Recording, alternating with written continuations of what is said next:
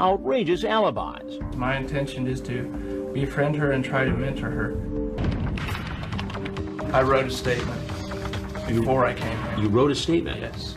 At 8 p.m. tonight, I'm meeting a person whom I met online who claims to be a 14-year-old girl. I have no intention of supplying this person with alcohol, having sex, or doing any other improper, unlawful conduct with this person.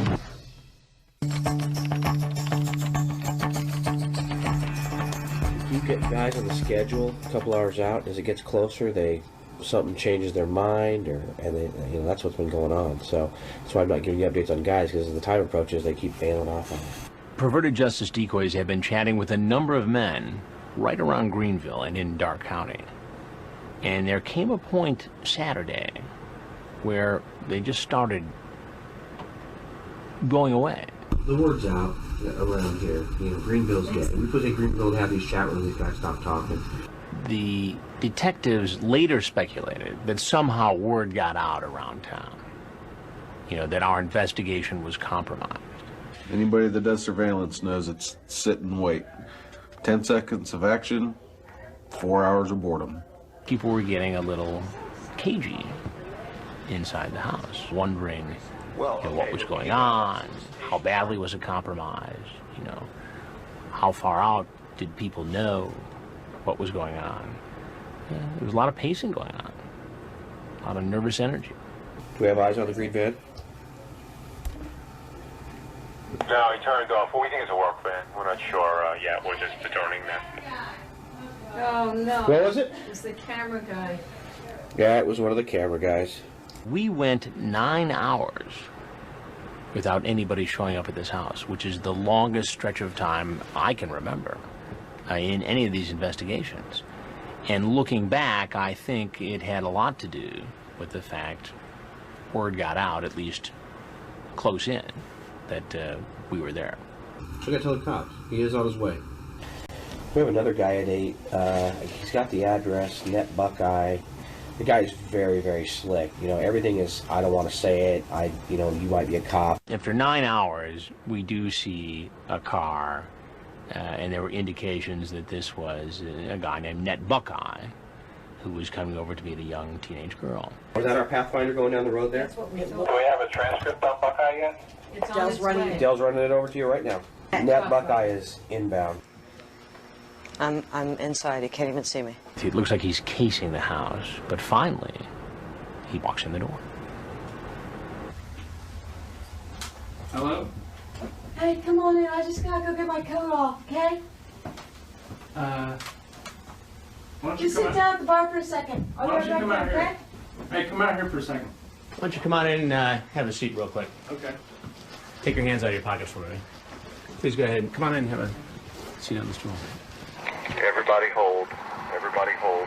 At this moment, the Dark County Sheriff's detectives are getting into position, getting ready for him to leave after I've finished the interview. And how old are you? I'm 33. 33. Right. And what were you doing coming over here to meet a 14-year-old girl?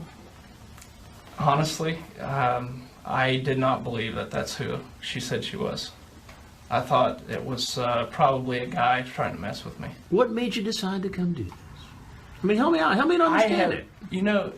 Before I left, I was sitting there thinking to myself, this is not the right thing to do. I knew it wasn't. I mean, just from the standpoint of I'm 33 and she's claiming to be 14. I mean, that's just, and I don't know. I can't tell you. I'm a lonely person, and I wanted to just hang out. Just hang out? Yes. And what did you talk about in this chat you had with her? She says, I like making my guy happy. You say, I like to please also. Right. I do. Not necessarily in a sexual way. But you see how that looks. She said, should I wear thong panties? You say, I like surprises. Which I do. Inappropriate. It's no question inappropriate on my part. To have a conversation and entertain and come over here is beyond inappropriate. Can I have you read something? This was one of the most surreal interviews that I had conducted up until this point. He starts to say, well, you know, I even wrote a letter. I said, a letter? I wrote a statement before I came here. You wrote a statement? Yes. Do you mind if I send somebody out to get it? I don't at all. Well, here, why don't you give me your keys? Where in your vehicle is it? It's on the passenger seat. On the passenger seat. I think it was Dell, the perverted justice, who went out to get the letter off the front seat of the car. And this is the letter you're talking about? Why don't you read it to me? That's right.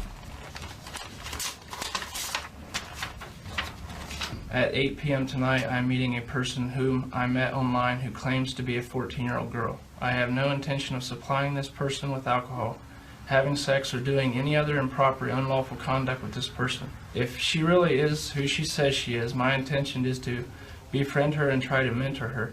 Her parents should also be aware of her behavior and possibly get her counseling. So you're here to mentor this girl? To counsel her? To me, no. So I'm still a little bit confused. I mean, I get why you wrote the letter, I think. Right. Just in case you walked into a bad situation and you got hurt. Right. Right. For my own safety. Right? For your own safety. Right. I wanted there to be a record of that someone could go to get information from. But I guess at the end of the day, I just really wonder why you'd even come over here in the first place if you were so concerned. Why not just blow it off?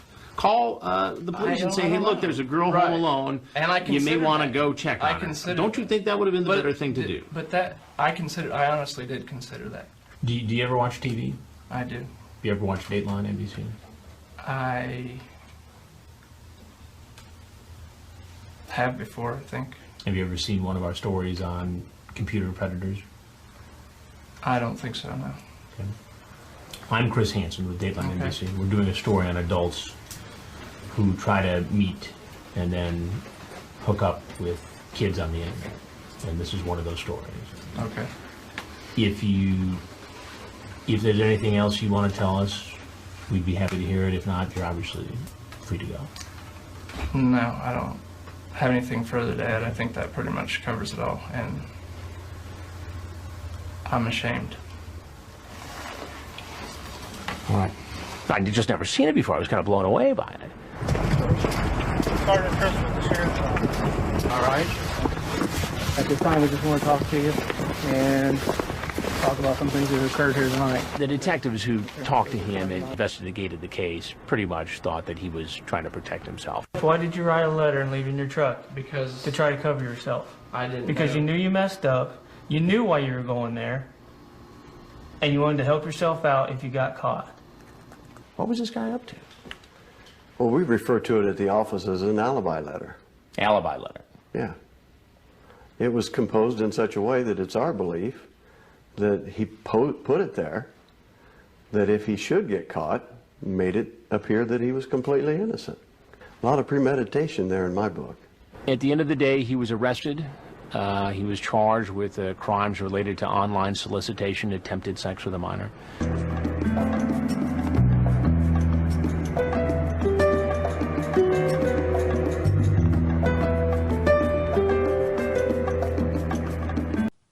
You see it in the news all the time. Well, yeah. You say, which department are you with? Right. She says, huh? You ask Greenville. She says, department. You say, police. Laugh out loud. You think I'm a cop? I'd be stupid not to. Right. I would be stupid, and I am stupid. And then you say, I can't believe the idiots who keep trying that shit. You referring to the cops? No. The people that keep trying to meet.